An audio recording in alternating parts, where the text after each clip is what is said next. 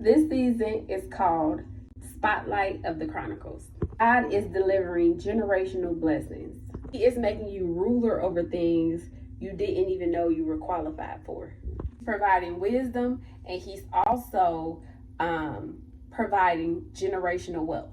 You and your descendants. He's giving these things to his chosen people. God is keeping record of how you obey his commandments. That's going to determine the harvest, the seed and the harvest that your descendants receive. It's based upon you. So God says that these blessings, this wealth, this generational wealth, all of this, it has to go in chronological order. So going in that order, it has to start with you. And once it starts with you, it's going to go down to your children's children's children's children's children's children. Whole entire line of your descendants will be blessed. Except the word chronicle, and it says relating to or controlled by time.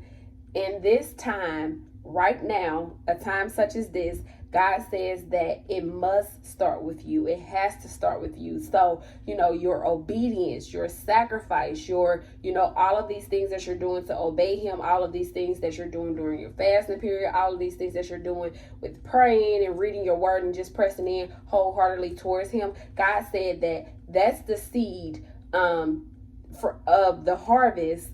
That's the seed planted to spring forth a harvest for your descendants, for generations to come, for your children's children's children. What you are doing now, that's going to lead to, the following members of your family getting blessed. Abraham, what he did, how obedient he was just to sacrifice a son.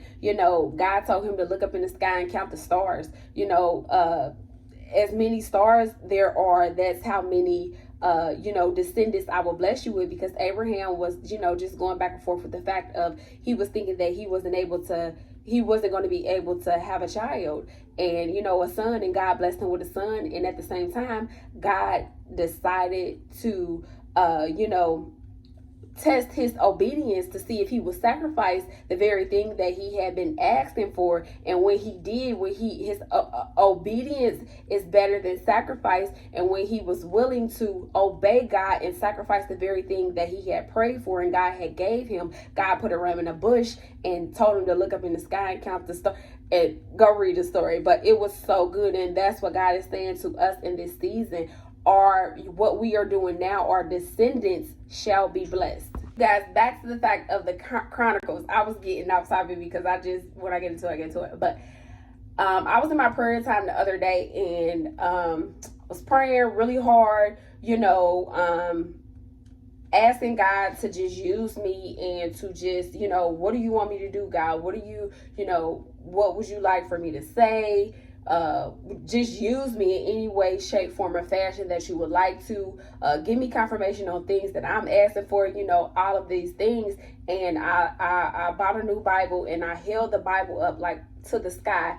And when I held the Bible up to the sky and I'm talking to God and I'm praying and, crying and all of these things, and I opened up the Bible, and the Bible opened up to the book of Chronicles. So the book of Chronicles speaks about, it